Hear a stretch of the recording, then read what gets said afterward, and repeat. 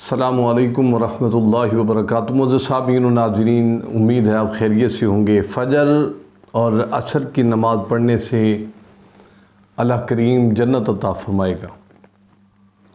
یہاں رسول اللہ صلی اللہ علیہ وآلہ وسلم کی حدیث پاک ہے، السادس عشر عن ابی موسیٰ الاشعری رضی اللہ عنہ قال قال رسول اللہ صلی اللہ علیہ وسلم من صلی البردین دخل الجنہ، من صلی البردین دخل الجنہ او کما قال علیہ الصلاۃ والسلام۔ حضرت ابو موسیٰ الاشعری روایت کرتے ہیں کہ رسول اللہ صلی اللہ علیہ وآلہ وسلم نے فرمایا، جو شخص 2 ٹھنڈی نمازیں ادا کرے وہ شخص جنت میں داخل کیا جائے گا۔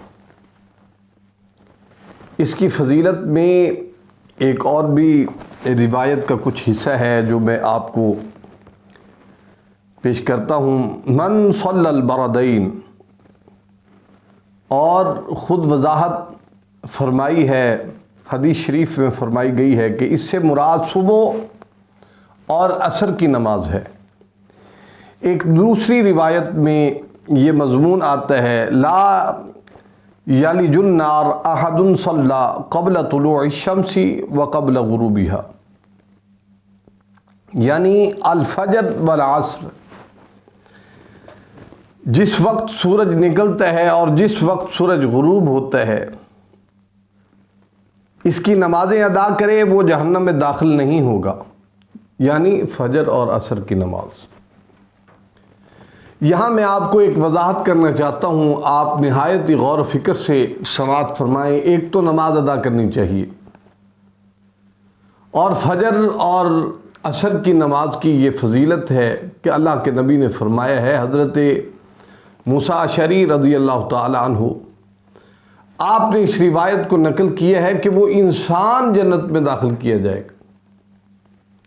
لہٰذا آپ کوشش کریں، نمازیں تو 5 ہی پڑھنی چاہیے، ہر حالت میں پڑھنی چاہیے۔ نماز 5 وقت کی فرض عین ہے، وہ فرض ہے، اس میں کسی قسم کی چھوٹ نہیں ہے،